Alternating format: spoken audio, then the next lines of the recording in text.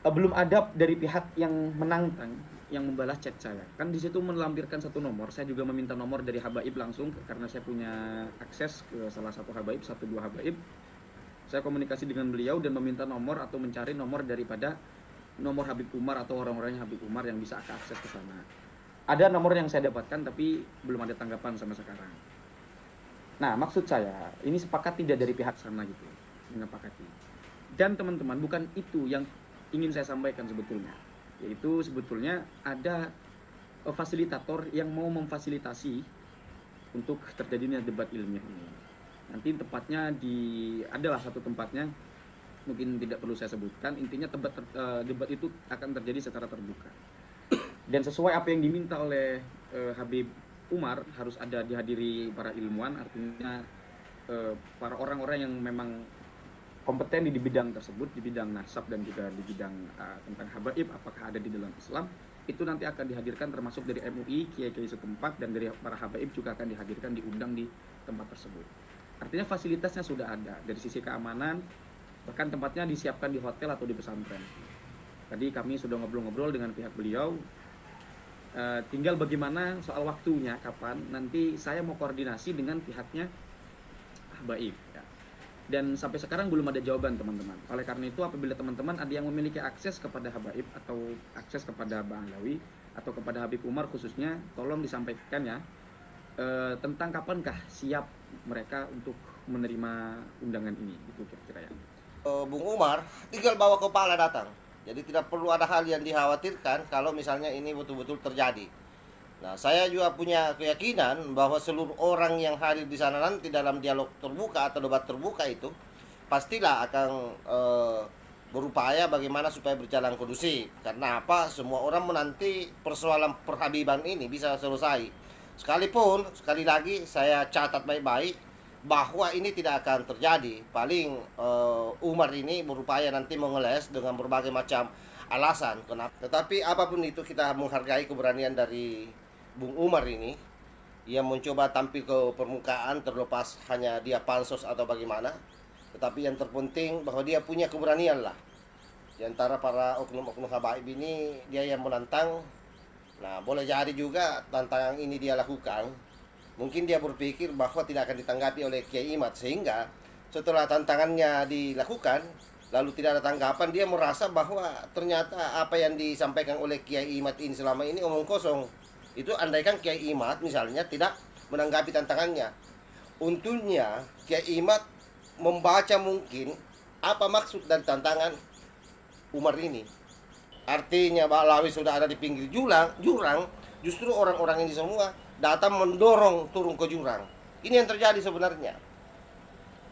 Sudah kapasitas meragukan, attitude hampir tidak ada, tidak paham soal budaya,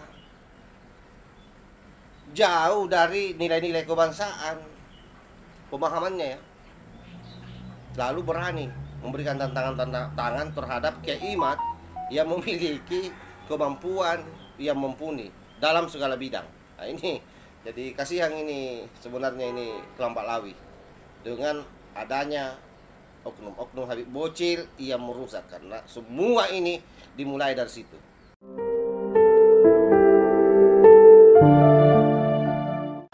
Yang waras tidak boleh mengalah terhadap mereka para pencuri agama yang menjadikan agama sebagai alat politik.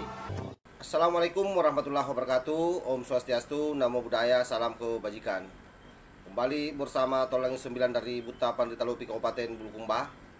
Kali ini kita masih membahas terkait soal perhabiban, di mana salah seorang oknum habaib yang namanya Bung Umar itu kemudian sukses melakukan pansos, karena kemudian dibahas oleh banyak youtuber, apalagi sudah ditanggapi tidak cukup 24 jam apa yang menjadi tantangannya terhadap Kiai Imad.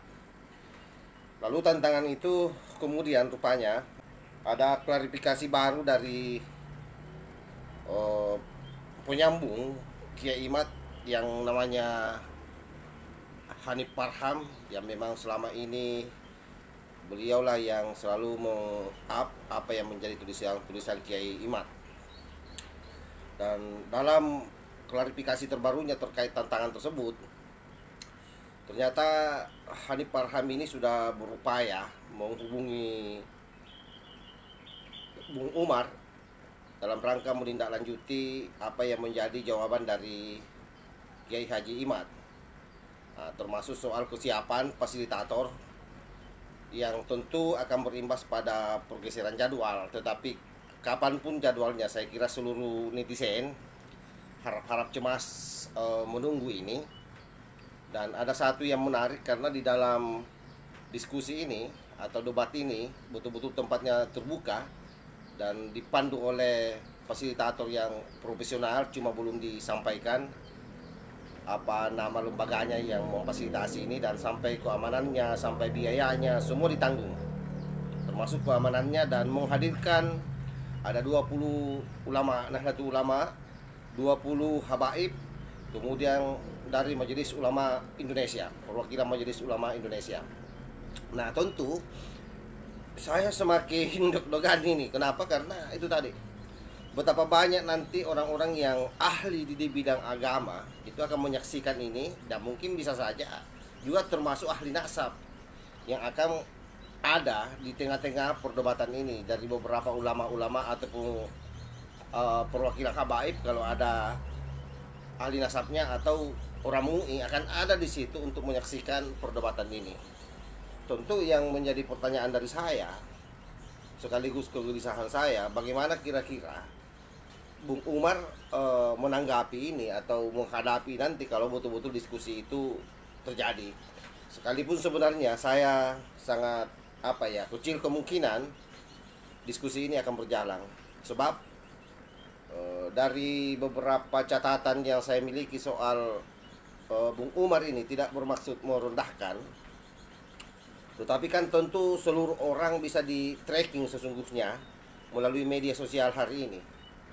Dari berbagai referensi yang ada, bahkan tadi malam itu ada satu anak muda, juga orang banyak paham lah soal agama, dan saya kira termasuk hebat pembacaan kitabnya, si Mahesa sendiri, yang selama ini setelah ketemu Kiai Imad sempat membangun narasi menguatkan apa yang dilakukan Kiai Imad, lalu kemudian berbalik lagi, bukan menyerang Kiai Imad tetapi berupaya bagaimana membentengi ini Baklawi. Justru hari ini Mahesa dengan adanya tantangan dari Habib Umar, dia juga gelisah. Aduh, sudah pasti, bahkan dalam kesimpulannya sudah sangat jauh, menganggap bahwa bukan tandingannya Kiai Imad kalau Habib Umar. Artinya Habib Umar katanya hanya bisa selepel dengan muridnya Kiai Imad yang kebetulan kemenakannya Mahesa. Nah, itu kan sudah tergambar bahwa memang apa yang saya sampaikan dari awal video ini ketika meng-up tantangannya si Umar itu juga terkonfirmasi di banyak tempat, termasuk setelah video sebelumnya ini saya melihat, menonton secara detail bagaimana perdebatannya dulu dengan Gus Arya. Aduh, itu sudah sangat jauh sekali dari kapasitasnya Kiai Imad ya. Tetapi apapun itu, kita menghargai keberanian dari Bung Umar ini yang mencoba tampil ke permukaan, terlepas hanya dia pansos atau bagaimana. Tetapi yang terpenting bahwa dia punya keberanian lah. Di antara para oknum-oknum habaib ini, dia yang menantang. Nah, boleh jadi juga tantangan ini dia lakukan, mungkin dia berpikir bahwa tidak akan ditanggapi oleh Kiai Imad, sehingga setelah tantangannya dilakukan lalu tidak ada tanggapan, dia merasa bahwa ternyata apa yang disampaikan oleh Kiai Imad ini selama ini omong kosong. Itu andaikan Kiai Imad misalnya tidak menanggapi tantangannya. Untungnya Kiai Imad membaca mungkin apa maksud dari tantangan Umar ini, sekalipun secara tidak langsung ini memberikan keuntungan bagi Umar, terlepas bahwa dalam pandangan banyak orang bukan levelnya Kiai Imad, tetapi pada sisi itu saya kira Umar ini sukses menarik perhatian netizen, dan tentu itu menjadi keuntungan tersendiri dalam konteks dia sebagai seorang YouTuber ya. Coba kita lihat seperti apa Hanif Farham yang menjadi penyambung lidah dari Kiai Imad di YouTube. Bagaimana dia berusaha sebenarnya menghubungi Umar yang ada nomor HP tertera di bawah pengumumannya itu yang dia simpan, tapi ternyata itu sampai hari ini katanya masih checklist 1. Coba kita lihat seperti apa paparannya. Pertanyaannya, sejak undangan ini dibuat, artinya sejak saya posting Kiai Haji Maduddin Usman yang menerima undangan tersebut, belum ada dari pihak yang menantang yang membalas chat saya. Kan di situ melampirkan satu nomor. Saya juga meminta nomor dari habaib langsung karena saya punya akses ke salah satu habaib, 1-2 habaib. Saya komunikasi dengan beliau dan meminta nomor atau mencari nomor daripada nomor Habib Umar atau orang-orangnya Habib Umar yang bisa akses ke sana. Ada nomor yang saya dapatkan tapi belum ada tanggapan sampai sekarang. Nah, maksud saya ini sepakat tidak dari pihak sana gitu, menyepakati. Dan teman-teman, bukan itu yang ingin saya sampaikan sebetulnya. Yaitu sebetulnya ada fasilitator yang mau memfasilitasi untuk terjadinya debat ilmiah ini. Nanti tempatnya adalah satu tempatnya, mungkin tidak perlu saya sebutkan. Intinya debat itu akan terjadi secara terbuka. Dan sesuai apa yang diminta oleh Habib Umar, harus ada dihadiri para ilmuwan, artinya para orang-orang yang memang kompeten di bidang tersebut, di bidang nasab dan juga di bidang tentang habaib, apakah ada di dalam Islam, itu nanti akan dihadirkan termasuk dari MUI, kiai-kiai setempat, dan dari para habaib juga akan dihadirkan, diundang di tempat tersebut. Artinya fasilitasnya sudah ada, dari sisi keamanan, bahkan tempatnya disiapkan di hotel atau di pesantren. Tadi kami sudah ngobrol-ngobrol dengan pihak beliau, tinggal bagaimana soal waktunya, kapan, nanti saya mau koordinasi dengan pihaknya habaib. Dan sampai sekarang belum ada jawaban teman-teman. Oleh karena itu apabila teman-teman ada yang memiliki akses kepada habaib atau akses kepada Bang Alawi atau kepada Habib Umar khususnya, tolong disampaikan ya tentang kapankah siap mereka untuk menerima undangan ini, itu kira-kira ya. Jadi soal waktu, insya Allah Kiai Haji Maduddin Usman sudah siap, sudah standby, dan fasilitator sudah ada. Ini fasilitator bukan sembarangan, artinya benar-benar siap. Dari sisi finansial, dari sisi surat, dari sisi payung hukum, dari sisi orang-orang masyarakat, tokoh sekitar, itu semuanya disiapkan, akan disiapkan. Cuma ini tolong, karena Habib Umar tersebut sudah kadung memberikan tantangan di YouTube, tolonglah untuk pihak-pihaknya Habib Umar, agar supaya ini cuma tidak gaduhnya saja dan netizen kecewa yang sebetulnya menanti-nanti kapan terjadinya dialog ilmiah. Ingat, di sini tanda petik dialog ilmiah, dialog ilmuwan yang harus terjadi secara profesional ya. Artinya secara profesional itu ada pakem-pakem, ada hal-hal yang disepakati. Tidak boleh asal-asalan, kan tidak boleh tidak boleh gerasak gerusuk. Nanti ada dari pihak keamanan yang akan mengatur ini. Tuh ya. Intinya nanti yang mengadakan ini adalah orang yang kompeten dalam bidang itu. Termasuk orang MUI juga akan turun di sini. Itu kira-kira ya. Iya betul, fasilitator sudah siap. Tinggal bagaimana saya meminta waktu. Biar saya koordinasi langsung dengan pihak fasilitator. Karena fasilitator menunggu saya untuk mendapatkan kabar kapankah siap dari pihak Habib Umar. Sementara saya sejauh ini belum mendapatkan info atau kapankah kesiapan Habib Umar untuk untuk mendatangi dialog ilmiah ini. Sementara kan Habib Umar yang menantang.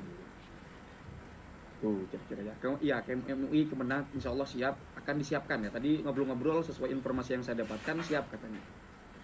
Ada insina tempatnya untuk tempat pusat ya, di sekitar daerah sinilah, dekat-dekat sini. Jakarta agak ke sana lah, daerah Jawa Barat.